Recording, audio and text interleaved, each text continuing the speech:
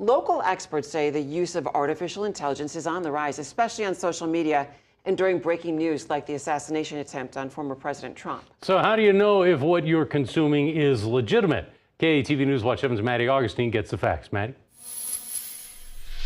Rob, Julie, open up any social media platform on your phone, computer, or tablet, and you're immediately flooded with the latest photos, videos, and articles. But experts say roughly 28% of what you're looking at has been manipulated or created entirely by AI. I think it's really important, especially in election year, to be able to understand that not everything we see online is real. So it can be very dangerous. Founder and CEO of SmartGen Society, Amy Konwinski, says it's important to stay calm about the information we see online, especially on days like Saturday after an assassination attempt on former President Donald Trump. Right away, we saw things coming across on social media that weren't exactly verified or true. And whether someone is aware of it or not, Dr. Joel Elson from the National Counterterrorism Innovation, Technology, and Education Center at the University of Nebraska at Omaha says AI is being used across all forms of technology.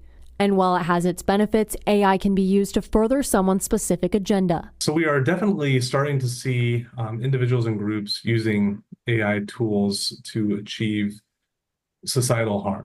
Both Elson and Konwinski say there are ways to determine if content is legitimate or not, starting with the source. Be skeptical of everything.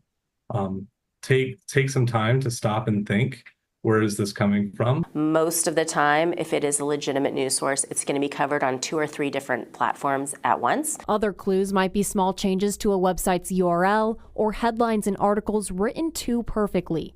When it comes to images and videos, both say there are clues AI was involved, like a blurry background or edges, pixelation when zooming in on details, and so you might see an image of a person, and AI really hasn't figured out how to do pores, how to do wrinkles, look at fingers and toes, things that they really do not know how to do well. You can also use tools like the website Hive Moderation to reverse image, video, or article search. It lets you see the probability that something was generated by AI. Overall, Konwinski and Elson say think twice, make sure what you're sharing is truthful and necessary. Rob, Julie, back to you. All right, Maddie, that's good advice right there.